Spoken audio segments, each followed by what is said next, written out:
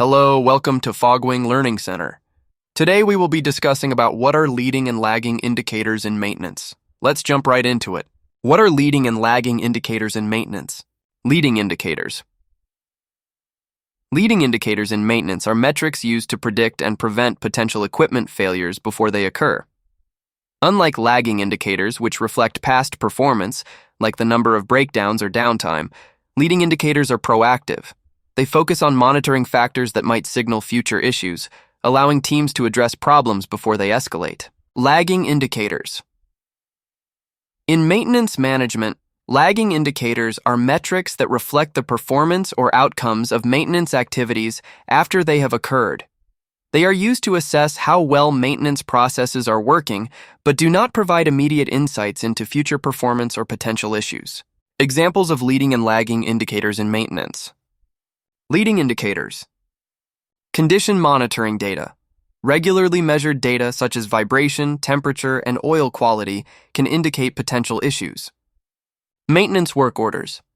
Tracking the frequency and type of preventive maintenance tasks can help identify trends that might lead to future problems. Equipment usage metrics. Monitoring how often and under what conditions equipment is used can reveal wear and tear patterns. Inspection results.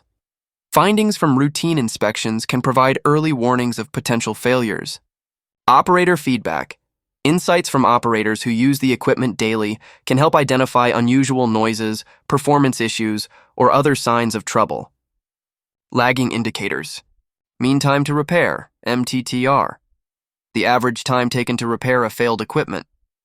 Mean time between failures, MTBF.